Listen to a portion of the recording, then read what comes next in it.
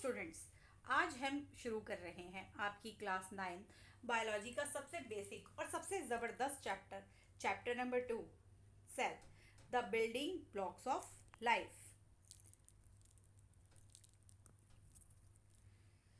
तो चैप्टर को स्टार्ट करने से पहले मैं आपसे कुछ क्वेश्चंस पूछूंगी जो कि आपकी ही बुक में थिंक इट ओवर के पॉइंट से यहाँ पर मेंशन किए हुए हैं। तो क्वेश्चन है, एक सेल आखिर आती कहाँ से है। दूसरा क्वेश्चन है, हमारी टेक्नोलॉजी ने हमें आंखों से ना दिखने वाली दुनिया को समझने में कैसे मदद की। थर्ड क्वेश्चन है, सेल को हम स्ट्रक्चरल और फंक्शनल यूनिट ऑफ लाइफ क्यों कहते हैं। फोर्थ क्वेश्चन है, एक छोटा सा सेल डिवाइड होकर मल्टीप्लाई कैसे करता है। इन सभी क्वेश्चंस के आंसर तो हमें मिल ही जाएंगे। तो सबसे पहले हम चैप्टर की स्टार्टिंग से रीडिंग करते हैं और इसे समझना स्टार्ट करते हैं। तो देखो, साइंटिफिक कम्युनिटी ये मानती है कि दुनिया में लाइफ की शुरुआत सबसे पहले पानी यानी कि वाटर में तो हुई है, लेकिन कुछ कुछ जो रिसर्चर्स हैं उनका ये मानना है कि पानी में जब ज़िंदगी की शुरुआत हुई है, लाइफ की शुरुआत हुई, तो वो बड़े बड़े महासागर जिन्हें ओशियंस कहते हैं उनसे नहीं हुई है, बल्कि छोटे छोटे पानी के पूल्स से शुरू हुई है, जहाँ का मौसम लगातार तेज़ी से बदलता रहता है। और इसी इसी के सबसे परफेक्ट एग्जाम्पल होता है हॉट स्प्रिंग्स, यानी कि गर्म पानी का झरना। तो फ्रेंड्स देखो, हमारे प्यारे इंडिया में लद्दाख में पूगा वैली में हॉट वाटर स्प्रिंग है और यहाँ का पानी एकदम खौल रहा है और आसपास का मौसम एकदम ठंडा है, बिल्कुल फ्रीजिंग पॉइंट, जैसे फ्रिज में एकदम ठंडा मौसम होता है ना, उसी की तरह। लेकिन झरनों का पानी बिल्कुल उबलता हुआ है। अगर तुम या मैं कोई भी उस पानी में अपना सिर्फ हाथ भी डालना चाहे ना, तो वहाँ पे हम नहीं रह पाएंगे। लेकिन आज से लगभग 3.5 बिलियन ईयर्स पहले जब अर्थ की बिल्कुल शुरुआत हुई थी, तो सेम एक्सट्रीम माहौल था। तब भी वहाँ कुछ heat loving unicellular cell bacteria जैसे होते हैं, बड़े ही आराम से रह रहे थे, जिनको हम थर्मोफाइल्स कहते हैं। अब आगे देखते हैं कि रिसर्चर्स ने क्या देखा। तो लखनऊ के Birbal Sahni institute of palaeosciences के साइंटिस्ट ने हॉट स्प्रिंग्स को स्टडी किया। उन्होंने देखा कि झरनों को के चारों तरफ कैल्शियम कार्बोनेट बहुत ही तेज़ी से डिपॉजिट हो रहा है, यानी कि जमा हो रहा है। इसी डिपॉजिट से शुरुआती जो ऑर्गेनिक मॉलिक्यूल्स को डेंजरस रेडिएशन और एक्सट्रीम गर्मी से बचाया। इसी डिपॉजिट ने जो बहुत ज़्यादा हीट वहाँ पे मिल रही थी, उससे जो माइक्रो ऑर्गेनिजम्स था उनको, उन मॉलिक्यूल्स मतलब उनको बचाया, किससे, एक्सट्रीम हीट से। और इसी वजह से दुनिया की सबसे पहली प्रोटेक्टिव मेम्ब्रेन यानी कि सेल की आउटर बैरियर बन पाया। यहीं से जन्म होता है सेल का। दुनिया का हर लिविंग ऑर्गेनिज्म सेल से ही बना हुआ है। लाइफ की तो सबसे बेसिक यूनिट ही सेल है। सेल्स को हम देखते हैं कि ये जो है ब्लॉक्स की तरह होते हैं, जैसे ब्लॉक्स, या फिर आप ईंटें देख लो। ईंटें जब हम स्टार्ट करते हैं एक प्लॉट के ऊपर ईंटें लगाना, तो छोटी छोटी ईंटों से जोड़कर हम एक रूम तैयार करते हैं। रूम को और बड़ा करते हैं, तो रूम के बाद में नेक्स्ट रूम बन जाता है। नेक्स्ट रूम के बाद में एक फ्लोर तैयार हो जाता है। एक फ्लोर से मल्टी फ्लोर्स तैयार हो जाते हैं। मल्टी फ्लोर से मल्टी बिल्डिंग्स तैयार हो जाती हैं। तो इसी तरीके से आप देखते हो कि उन छोटे छोटे ब्लॉक से एक बड़ी बिल्डिंग तैयार हो जाती है। सेम इसी तरीके से हमारे, लेकिन सब चीज़ की बेसिक यूनिट कहाँ होती, फाउंडेशन कहाँ से बड़ी, उस छोटी सी ब्रिक यानी कि उस छोटी सी ईंट से। वही हमारी बॉडी को इसी तरह अगर आप देखें, तो जो छोटे छोटे ब्लॉक से हमारा पूरी बॉडी तैयार हुई है, वो सेल से ही बनी हुई है। हमेशा कितनी भी ऑर्गन सिस्टम आ जाए, हमारी बॉडी बेसिक यूनिट जो रहेगी उसकी बॉडी की, वो सेल ही रहेगी। तो जो इसी सेल के सेल जो है वो बेसिक यूनिट ऑफ लाइफ है। कोई भी क्वेश्चन आए, कहीं भी आपसे पूछा जाए कि बेसिक यूनिट ऑफ लाइफ क्या है, वो सेल ही रहेगी। तो दुनिया का हर लिविंग ऑर्गेनिज्म जो है वो सेल से ही बना हुआ है। लाइफ की सबसे बेसिक यूनिट भी सेल ही है। तो कुछ ऑर्गेनिज्म ऐसे होते हैं जो सिर्फ सिंगल सेल्ड होते हैं, जो सिर्फ एक ही सेल से बने होते हैं, जैसे कि बैक्टीरिया या फिर यीस्ट, जिन्हें हम यूनिसेल्युलर कहते हैं।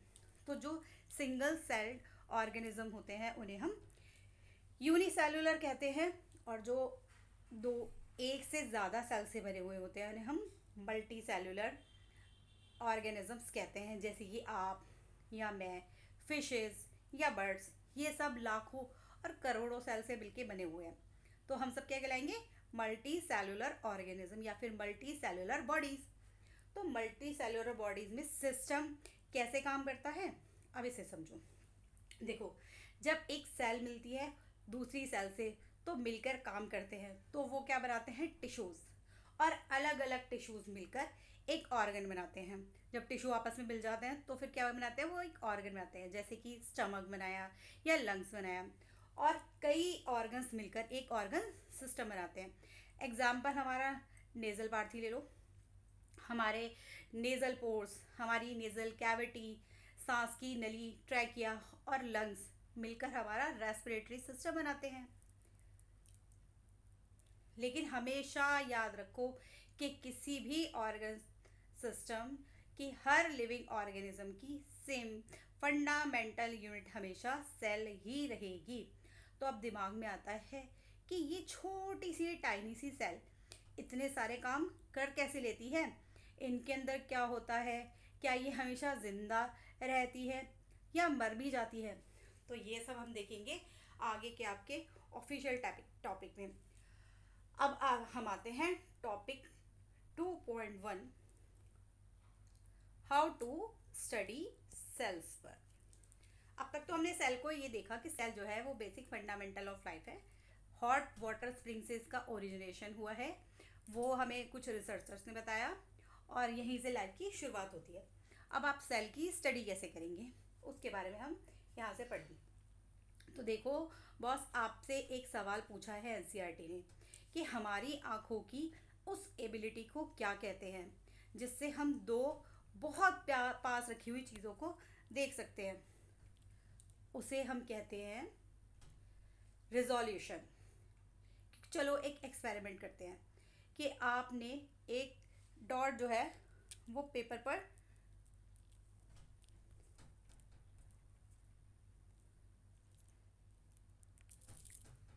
चलो एक एक्सपेरिमेंट करके तुम्हें दिखाती हूँ।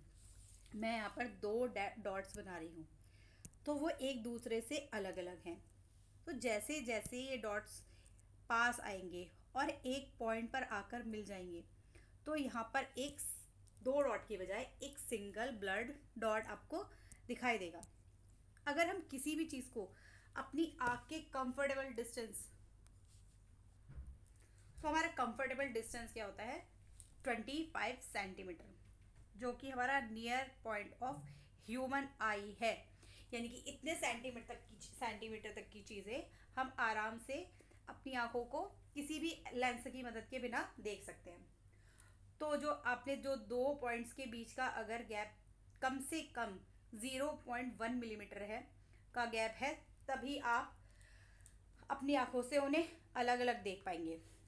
अगर यही गैप 0.1 मिलीमीटर से भी कम हुआ तो हमें ये एक सिंगल पॉइंट ही दिखाई देगा।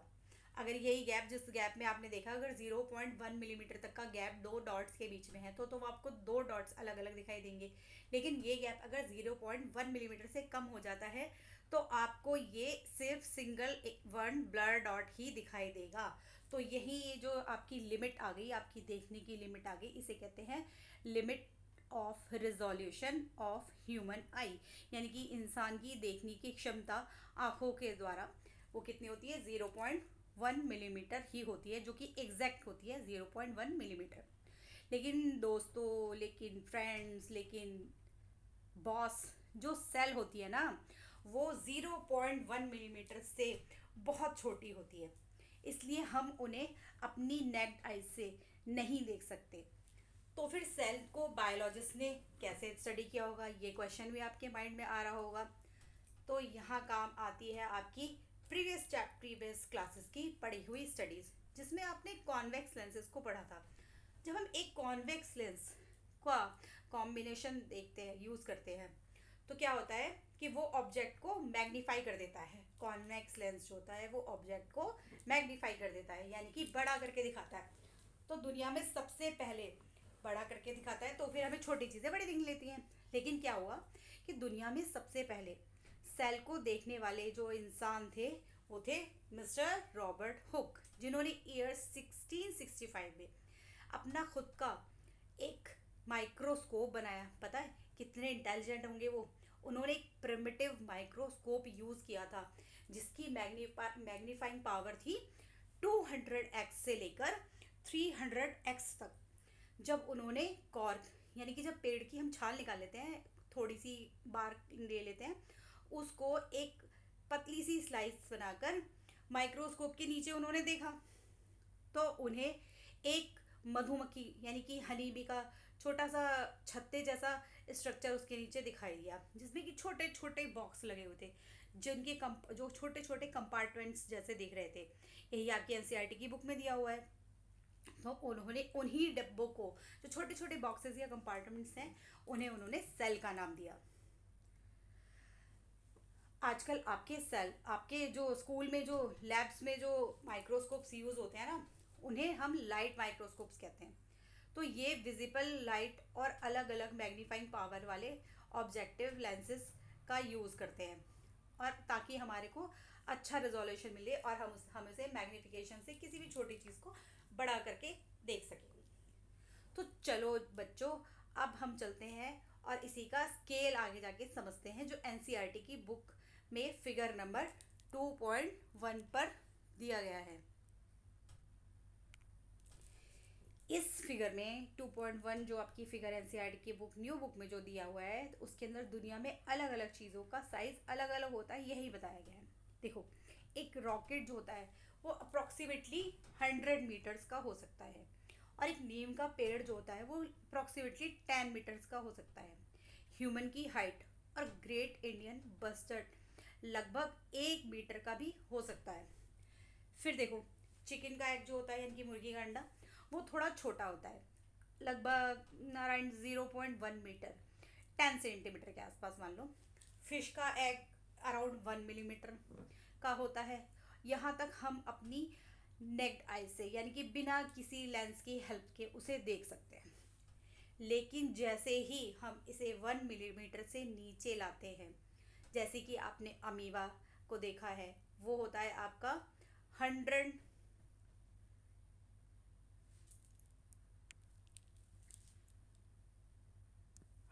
माइक्रोमीटर के अराउंड्स। मोस्टली प्लांट्स और एनिमल सेल्स जो होती है वो 10 माइक्रोमीटर से लेके 100 माइक्रोमीटर के आसपास होती हैं। न्यूक्लियस, बैक्टीरिया और माइटोकॉन्ड्रिया जो हैं, ये होते हैं लगभग आपके 1 माइक्रोमीटर के बराबर। ये सारा आपके टेबल में आपको दिया हुआ है। और इनके लिए हम सब क्या यूज़ करते हैं, लाइट माइक्रोस्कोप की ही हमें ज़रूरत पड़ जाती है। इतनी चीज़ें जो हैं यहाँ तक कि हम जो है लाइट माइक्रोस्कोप से देख सकते हैं। जो जो है यहाँ पे आपके छोटे छोटे एनिमल लाइक जो हमारे नेक्ड आई से, यानी कि हम बिना किसी लेंस की मदद के नहीं देख पाएंगे, वो हम यहाँ तक जितना मेज़रमेंट दिया है 100 माइक्रोमीटर से लेके 1 माइक्रोमीटर तक, इनको हम सब लाइट माइक्रोस्कोप के नीचे जो है वो स्टडी करेंगे। और अगर हमें उससे भी छोटी चीज़ें देखनी है, जैसे कि स्मॉलेस्ट बैक्टीरिया, जैसे कि राइबोसोम, प्रोटीन्स, लिपिड्स, इन सब की अगर स्टडी हमें करनी है तो हमें माइक्रोस्कोप, यहाँ पर हमारा लाइट माइक्रोस्कोप जो है वो फेल हो जाता है, वो काम करना बंद कर जाता है।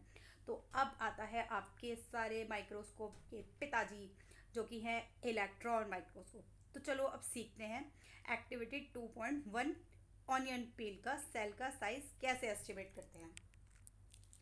तो ऑनियन पील का साइज एस्टिमेट करने के लिए आपको सबसे पहले एक ट्रांसपेरेंट, जो बिल्कुल ट्रांसपेरेंट रूलर्स नहीं होते हैं, उनको लेना है, जिसमें कि मिलीमीटर का स्केल जो है वो मार्क किया हुआ होता है।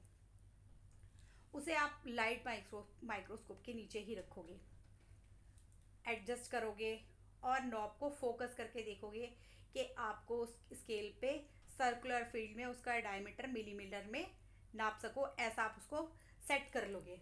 ठीक है। अब इसी मिलीमीटर को, यानी कि जो आपने माइक्रोमीटर को जो आपने सेट किया है मिलीमीटर्स में, तो आपको मिलीमीटर्स को माइक्रोमीटर में कन्वर्ट करना है। तो याद रखो कि 1 मिलीमीटर इज इक्वल टू कितना होता है, 1 मिलीमीटर जो है वो किसके बराबर यानी कि किसके इक्वल होता है, 1000 माइक्रोमीटर के। तो 1 मिलीमीटर इज इक्वल टू 1000, ऐसे लिख देते हो, 1 millimetre is equal to 1000 micrometre. ठीक है। तो मान लो कि आपके पास में एक डायमीटर है जो कि 5 मिलीमीटर आया है। यहाँ पर आपको ऑनियन पील की एक स्लाइड बना के देखनी है, तो उसी से एस्टिमेट लगाना है कि फॉर एग्जांपल आपने एक स्केल ले लिया, इस पर आपने ऑनियन पील को सेट कर दिया। यहाँ पर आपको ये देखना है कि आपका डायमीटर आपने काउंट करा कि कितने स्केल पर, कितने मिलीमीटर के स्केल पर कितना डायमीटर आया। तो फॉर एग्जांपल यहाँ पर 5 आया है। ठीक है। तो हमारा कि आपका डायमीटर जो है वो 5 आया है। तो क्या हुआ कि इसमें 5 टाइम्स आया है। तो आपने ये यूनिट जो आपने काउंट करी अनियन पील को, जो डायमीटर देखा आपने माइक्रोमीटर आपके लाइट माइक्रोस्कोप के नीचे, फॉर एग्जांपल 5 यहाँ पर आ गया है। तो 5 जो है ये काउंटिंग जो है आपकी आपने मिलीमीटर में की है। ठीक है, ये आपने मिलीमीटर में की है। अब आप इस मिलीमीटर को आप किस में चेंज करेंगे, माइक्रोमीटर में। तो मैंने आपको बताया था कि 1 millimetre is equal to 1000 micrometre. तो 5 का मल्टीप्लीकेशन आप 1000 में करेंगे, वेरी सिंपल। तो क्या हो जाएगा, 5000 मिलीमीटर। तो यहाँ पर आपका डायमीटर निकल के आया है ऑनियन पील का, जो है 5000 माइक्रोमीटर। स्केल सेट हो गया। अब स्लाइड पर फोकस करो और गिनो कि उस पर कितने सर्कुलर डायमीटर के बीच में एक स्ट्रेट लाइन कितनी सेल्स आ रहे हैं। फॉर एग्जाम्पल मैं मान लेती हूँ कि यहाँ पे 25 सेल्स दिखाई दे रहे हैं, कि जिस वो जो आपने डायमीटर काउंट करा था उसके ऊपर यहाँ पर आपने डायमीटर निकाला है। तो ये आपका डायमीटर निकला है 5000, और इसके ऊपर फॉर एग्जांपल आपने कितने सेल्स के नंबर काउंट करे हैं, ये आपका डायमीटर निकल के आया है। इसके ऊपर आपने यहाँ पे सेल्स काउंट कर रहे हैं, तो उनका नंबर आएगा ना, number of the cells along the diameter के अलॉन्ग कितने सेल्स आ रहे हैं। फॉर एग्जाम्पल मैं बताया आपको 25 आ रहे हैं यहाँ पे। एक ऐसी सिंपल सा मेजरमेंट आपने मान लिया। ठीक है, 25 सेल्स आ रहे हैं। तो आपका फॉर्मूला दे रखा है इनको काउंट करने का। यहाँ देखो सिंपल दे रखा है कि estimated size of onion peel is equal to diameter of visible field in micrometre, जो आपने भी चेंज करी थी। फॉर एग्जांपल 5000 निकल के आई थी, है ना, upon number of the cell along the diameter, वो कितना आ गया, हमने अप्रॉक्सीमेटली आइडिया लगा लिया 25। तो इसे इस तरीके से सॉल्व करो तो आपका आंसर आ जाएगा 200 माइक्रोमीटर। तो देखो बच्चों, हम किसी भी लेंस या किसी भी लाइट माइक्रोस्कोप नीचे किसी भी ऑब्जेक्ट को जब देखते हैं तो ऑब्जेक्ट से जो लाइट निकलकर ऑब्जेक्टिव के ऊपर पड़ती है। तो ये जो लेंस है इसे हम ऑब्जेक्टिव करते हैं, क्योंकि लाइट जो है वो ऑब्जेक्ट से ऑब्जेक्टिव पर पड़ रही है। इसके बाद ये हमारे आई पीस पे जाती है। तो दो तरीके के लेंस यहाँ पे यूज़ होते हैं, एक तो ऑब्जेक्टिव और दूसरा होता है आई पीस, क्योंकि हमारी आंखें इसे देख रही हैं तो ये होता है आई पीस। तो लाइट यहाँ से जब आपकी जाके रिफ्लेक्ट होकर इस लेंस से दूसरे लेंस के थ्रू बढ़ के फिर आपकी आंखों में जाती है, तो वो उसकी मैग्नीफिकेशन पावर कहलाती है। तो जो टोटल मैग्नीफिकेशन आता है वो होता है आई पीस, जो आपने यहाँ से लिया इनटू ऑब्जेक्टिव, यानी कि जो ऑब्जेक्टिव लेंस, जो आपका ऑब्जेक्टिव लेंस था उसके इक्वल होती है। तो आपके एनसीईआरटी की बुक में इसकी वैल्यू दी हुई है 10। तो दोनों की वैल्यू अगर 10 इंटू 10 हम जो मल्टीप्लिकेशन तो करेंगे टोटल मैग्नीफिकेशन निकालने के लिए, तो हो जाएगी 10 इंटू 10 इज इक्वल टू 100। तो जिसके थ्रू हमने इसकी मैग्नीफिकेशन पावर निकाली थी वो कितनी हो गई, आपकी हो गई 100। ठीक है। अब आप इस एग्जाम्पल को सॉल्व करो। तो जो हमने आई पीस से या फिर इस लेंस से लाइट माइक्रोस्कोप से जो ऑनियन पील की जो स्लाइड देखी थी वो हमने कितनी गुना मैग्नीफाइंग होकर देखी, 100 टाइम्स बड़ा हमें दिखाई देने लगा। जितना वो उसका असली साइज था, यहाँ पे 200 माइक्रोमीटर का जो साइज था ऑनियन पील का, वो इस ऑनियन पील की सेल का, वो हमें कितने टाइम्स बड़ा होके दिखाई दिया, 100 टाइम्स बड़ा होके हमें दिखाई दिया। ठीक है। तो इसी साइज को हम 100 टाइम्स गुना बड़ा होके दिखाई दिया, जो हम इसे ऑब्जर्व करते हैं। धीरे धीरे साइंटिस्ट ने माइक्रोस्कोप को 3 मेजर फीचर्स उसके डाल दिए, यानी कि उसमें इम्प्रूव कर दिया। फर्स्ट जो था वो था रिजोल्यूशन, जिससे कि मेजरमेंट क्वालिटी यानी कि कितना साफ दिखता है वो उसके अंदर आपकी रिजोल्यूशन पावर को बढ़ा दिया। सेकंड था कंट्रास्ट, और थर्ड वन था उसका मैग्निफिकेशन, यानी कि बड़ा देखने की पावर। तो अब देखते हैं कि माइक्रोस्कोप के पिताजी कौन है। वो है इलेक्ट्रॉन माइक्रोस्कोप, जो कि आपकी एनसीईआरटी का एक स्पेशल सेगमेंट है, जिसके अंदर लिखा है रेडी टू गो। जब लाइट माइक्रोस्कोप सेल के एकदम बारीक डिटेल्स नहीं देख पाता, यानी कि जब हम लाइट माइक्रोस्कोप के नीचे किसी भी ऑब्जेक्ट को रखते हैं और हम उसे क्लियर देख नहीं सकते, तब साइंटिस्ट क्या यूज़ करते हैं पावरफुल इलेक्ट्रॉन माइक्रोस्कोप, जो कि सभी माइक्रोस्कोप के पिताजी हैं। ये इंस्ट्रूमेंट विजिबल लाइट को एक बीम्स ऑफ इलेक्ट्रॉन का यूज़ करता है, यानी कि जो लाइट मिल रही है उसे बीम ऑफ इलेक्ट्रॉन के फॉर्म में यूज़ करता है, जिससे कि जो इमेज प्रोड्यूस होती है ना, इसी वजह से हम सेल के स्ट्रक्चर को नैनोमीटर स्केल्स पर भी बड़ी आसानी से देख पाते हैं, जो कि 1 मीटर का लगभग 1 अरबवा हिस्सा होता है। पर यहाँ पर हम उसे रिमार्केबल क्लैरिटी के साथ में भी देख सकते हैं। किसकी वजह से? इलेक्ट्रॉन माइक्रोस्कोप की वजह से, जो कि आपके इसी चैप्टर के 2.4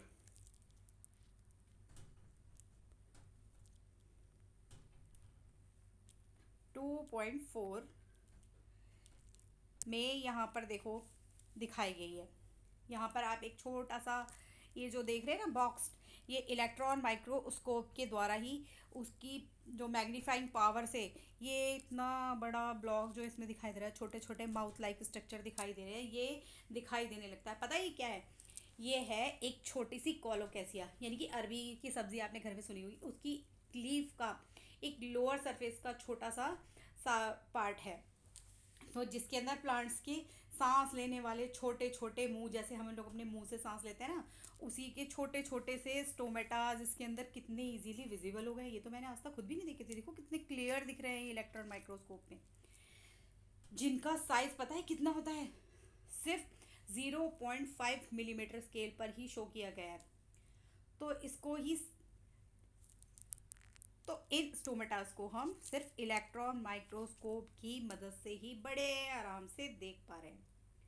तो इलेक्ट्रॉन माइक्रोस्कोप और लाइट माइक्रोस्कोप में सबसे बड़ा डिफरेंस हमेशा याद रखना, जो कि लाइट माइक्रोस्कोप होते हैं वो आपकी स्कूल लैब्स में काम करते हैं। जो आपने अपनी स्कूल लैब्स में देखे होंगे ना, जो माइक्रोस्कोप्स रखे होते हैं, वो लाइट माइक्रोस्कोप्स होते हैं, जो कि आपने यहाँ फिगर में देखे थे। देखो ये है, ये एक लाइट माइक्रोस्कोप का पावर है। यहाँ पर हम स्लाइड रखते हैं, ये हमारा लेंस है जिस मैग्नीफाइंग लेंस लगा हुआ होता है, जिससे हम अपनी आंखों से यहाँ से देखते हैं। इससे ये हमारे लिए विजिबल हो जाता है। नीचे हम जाके जब इसको अंदर देखते हैं ना आज से, तो यहाँ पे जो हमारी स्लाइड लगी होती है वो हमें जितनी भी होती है उससे काफ़ी टाइम बड़ा करके दिखा देता है, सिर्फ उतना जिस हमें हम आसानी से देख सकते हैं। लेकिन अगर हम इनसे भी छोटी चीज़ों को देखना होता है तो वो हम देखते हैं इलेक्ट्रॉन माइक्रोस्कोप की सहायता से। ये आपके स्कूल की लैब्स में बहुत ही ईजीली आपको प्रोवाइड मिल जाती है होती है, लेकिन इलेक्ट्रॉन माइक्रोस्कोप्स यहाँ पर यूज़ नहीं होते हैं। और इलेक्ट्रॉन माइक्रोस्कोप का काम क्या होता है? ये आपको इलेक्ट्रॉन्स की बीम से यूज़ करके चीज़ों को मैग्नीफाइंग करते हैं। ठीक है, तो अब हमने यहाँ तक पढ़ लिया लाइट माइक्रोस्कोप इलेक्ट्रॉन माइक्रोस्कोप के बीच में डिफरेंस कैसे निकलता है, मैग्नीफिकेशन पावर पढ़ ली, सेल की स्टडीज़ भी कर ली। अगर आपको मेरा पढ़ाने का तरीका अच्छा लगा हो और आपको इसी तरीके से आगे पढ़ना हो तो आप चैनल पर जाएं, सब्सक्राइब करें, लाइक करें, वीडियो को सेव करें। और अगर मुझे इसके आगे और वीडियो बनाने के लिए चाहते हैं तो मुझे कमेंट बॉक्स में लिखें, और नेक्स्ट वीडियो में आपके लिए बहुत ही जल्दी अपलोड करूँगी, और शायद बहुत और ज़्यादा अच्छे बेहतर तरीके से आपको समझा पाऊँ, चैप्टर आपके लिए ईजी कर पाऊँ। क्योंकि एनसीईआरटी ने बहुत ज़्यादा एक्सपेरिमेंट करते हुए, रट्टाफिकेशन को ख़त्म करते हुए आपकी नॉलेज को बढ़ाने के लिए नया सिलेबस इंट्रोड्यूस करा है, जिसको हम अपनी तरफ से बहुत ज़्यादा ईजी वे में आपको समझाना चाहते हैं और आपको बताना चाहते हैं। तो ठीक है, इसके चैप्टर्स को आज हम यहीं पे ही रोक देते हैं। और आपको कोई प्रॉब्लम हो, किसी तरीके की एक्सप्लेनेशन में कोई प्रॉब्लम आ रही हो तो वो मुझे बताइएगा। मैं इसके बाद में नेक्स्ट वीडियो आपके लिए चैप्टर की एक्सप्लेनेशन के साथ में लेकर आऊँगी। अभी के लिए आप सबको बाय।